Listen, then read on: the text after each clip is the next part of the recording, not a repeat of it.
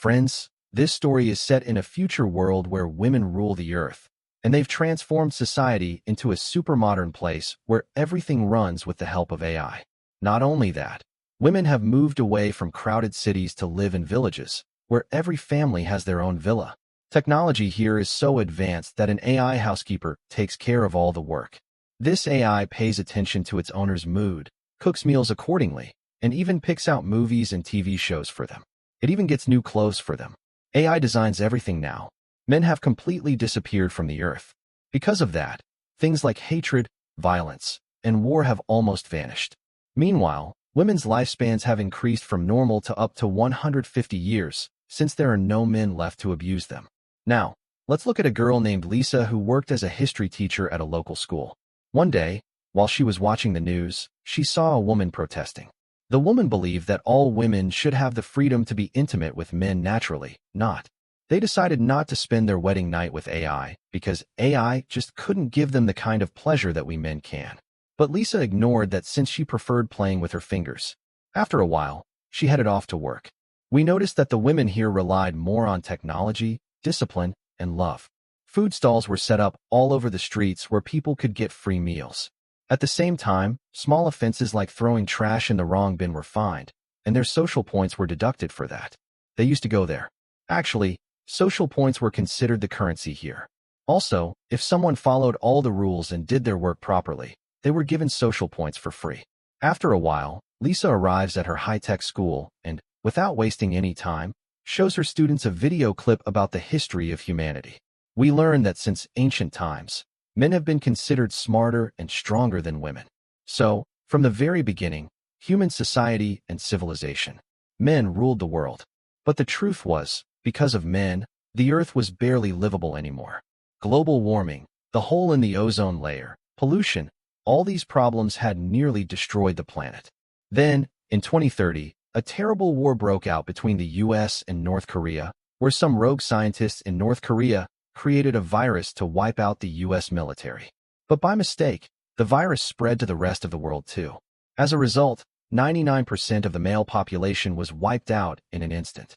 But once women got their rights on Earth, they started fixing all the mistakes made by men. Global warming began to decrease, pollution levels dropped, and animal populations started to grow. Basically, the Earth started becoming livable again. Then, at the end of the video, it shows that now almost no boys are born here, and if by chance a boy is born, he's sent to a really dirty and terrible part of the city. There, they don't even have TV or internet under the name of technology. Men are treated like animals there. They're not very smart. They're filthy and always obsessed with two things. First, getting intimate with girls, and second, fighting among themselves. There's a third thing they do with their hands, but I can't say that out loud. Anyway, after a while, Lisa takes her students to a wall.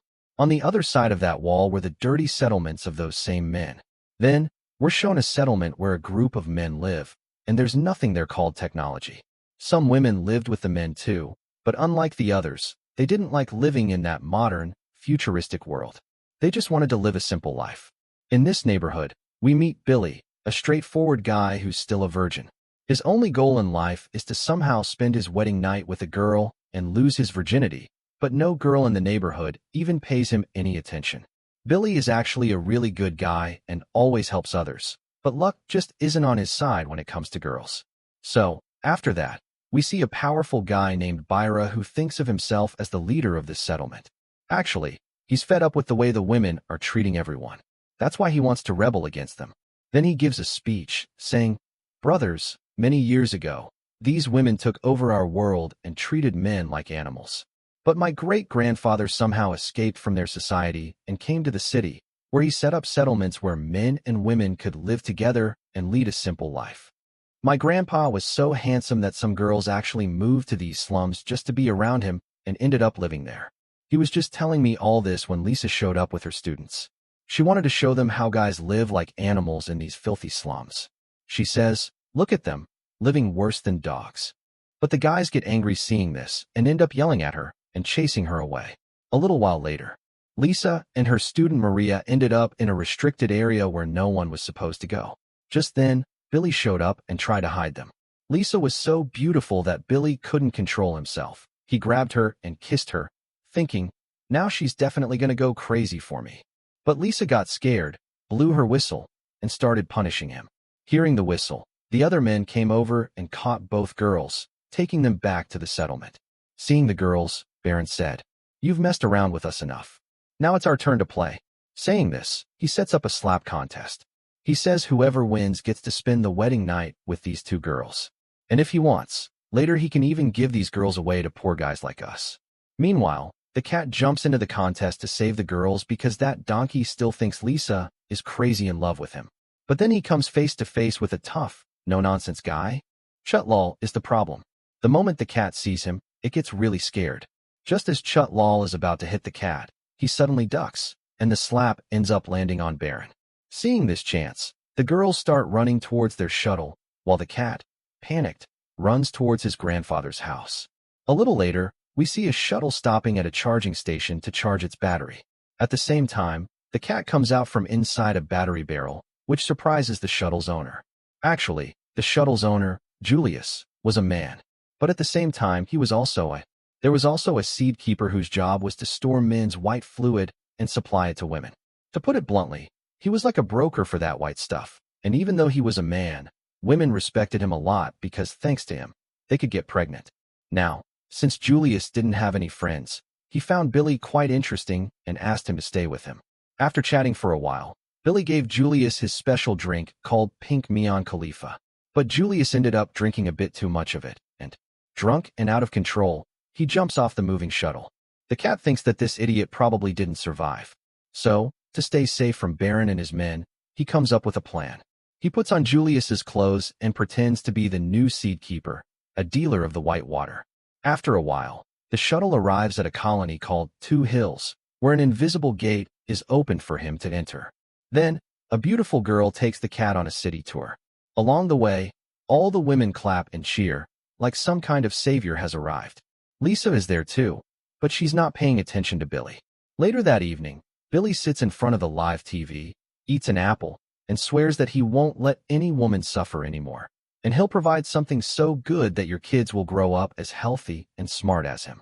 Then, he's taken to a room to relax, where some lively girls are giving full-body massages to the other seed keepers. Seeing the girls, Billy gets excited and says he wants to get straight to his main work. Actually, he was thinking that one by one, he's going to spend his wedding night with every woman and have kids with them. So, they take him to a reproduction chamber. But when he sees an old lady there, his mood totally drops. He's like, man, I gotta start with her? Oh well, whatever. Then the old lady tells him to lie down on a chair and starts putting a long pipe on his private parts. The guy's like, what are you doing? Take your clothes off. But she says, no, it doesn't work like that, and turns on the machine. Poor guy didn't have any other choice. So he starts thinking and gives his white fluid to the old lady. Meanwhile, Lisa is also thinking about the cat. She just can't get the cat out of her mind and keeps thinking about it all the time. The next day, the cat is taken to the relaxation chamber, where some lively girls serve as seat keepers. They're given delicious food and kept happy so that their white fluid thickens and increases. Meanwhile, Billy goes into a guest room. He was about to leave when suddenly the alarm started blaring because he kept thinking about Lisa, and in that chamber, men weren't allowed to think about any woman. Meanwhile, Lisa, her mother, and grandmother were in a local court. Lisa's student, Maria, had told the officials that Lisa had taken them into the men's area, where all the men had attacked them like dogs. So, a case was filed against Lisa. Lisa was feeling shattered and told her best friend Tonya that one of the boys even kissed me. She had done it too. Tanya gets shocked hearing this and says, don't tell anyone, or you'll get kicked out. Meanwhile, Maria's mom, who is a legal advisor, blames Lisa for everything. But Lisa says Maria wanted to go to the guy's neighborhood herself, and to prove it, she even shows them a video. This clears Lisa's name. But then Tanya spills the beans and tells everyone that a boy in the neighborhood kissed Lisa. Hearing this, all the women are shocked. Later, Judge Lisa sentences her to 30 hours of community service. At the same time, Tanya gets 20 points for telling the truth, or you could say for snitching. Meanwhile, we see that Julius is actually alive, and somehow, he manages to sneak into the men's settlement. Just then, Billy's grandfather shows up and helps him, telling him he has to keep his identity a secret because they already know who Julius is. Julius agrees and goes to meet Baron, but Baron mocks him by calling him a girl, and he even breaks his finger. After that, Julius goes to get a haircut so he can blend in with the local people of the settlement and no one can recognize him. Just then, a woman comes by, gets attracted to Julius, and starts treating his broken finger. But right at that moment, Baron sees all this and starts feeling jealous of Julius. So, he tells Mustan Chutton to take care of this idiot. Then Chutton comes up to Julius and challenges him to a slap contest. Julius agrees to it right there in the settlement. The rest of the crowd also gathers there to watch the show. First, Chutton slaps Julius with all his might, but it doesn't faze Julius at all. But when Julius slaps Chutton back, Chutton immediately passes out right there. Meanwhile, the old lady brings all the seed keepers outside. We see the cat, who's fed up with their ridiculous rules because even to fart, it had to get the old lady's permission and go to a separate chamber just to do it. After that, the old lady, Jessica, takes a woman named Jessica to a statue that's considered the goddess of their area. Later, when everyone is praying with Jessica, the cat goes off to the lake with its friends to catch fish. Meanwhile, the other sea keepers notice the cat hasn't shaved the hair on its legs, which is not allowed in Two Hills. Also, the cat has a lighter, which is seen as a dangerous weapon there. But even after seeing all this, instead of complaining about the cat, they start looking up to it as their role model. They say, "Dude, this guy is rock solid." After that, everyone gets together to catch fish, cooks them, and starts eating. But just then, the fire alarm suddenly goes off, and they get caught. As punishment for this mess, they're taken on a tour of the education center. That place is so boring, you'd rather be dead than stuck there. The next day, when the cat finds out Lisa is going to give her a massage, she's over the moon. Meanwhile, Lisa was sent here as a punishment. Just then Lisa, gets shocked seeing this, but she doesn't say anything. After that, all 4 sea keepers are taken to an education center. There, they're shown various presentations to brainwash them. They're told, "Look how powerful men are. That's why they need to be kept under control." Lisa and Onia are there too, and they start laughing at the cat's antics. Then Onia says, "Dude, the cat's super cute. Can you hook me up to get intimate with it or something? Oh, and yeah, don't tell anyone that this donkey isn't the sea keeper, because then they'll beat him up like a dog. That's a different story. Just hope these guys don't mess with this poor guy's valuable stuff." Later in the evening, Billy comes back and tells his buddies, "Guys, thinking about the wedding night isn't a crime, and everything we've been told today is a lie." Hearing this, the other guys get motivated too. Then one sea keeper tells Lisa, "Come on, take your clothes off." But before Lisa can undress, Billy shows up and starts cursing out that sea keeper. She chases them away from there. Instead of saying thank you to the cat, Lisa tells her that if she doesn't leave within 30 minutes, she'll expose her to everyone. That she's not some caretaker, but actually a dirty guy living in that filthy slum. Meanwhile, Julian gains a bunch of fans in the slum. This annoys Baron so much that he orders his right-hand man, Red, to take out this troublemaker. At the same time, Julius and his crew head to a department store to gather some stuff. There, Julius finds a lot of food just lying around, which surprises his men. They get super happy because they didn't even know these things were edible, and after so many years, they're finally eating such good food. Later, they all end up clashing with the local thugs there and beat them up badly. This makes Julius a hero in everyone's eyes once again.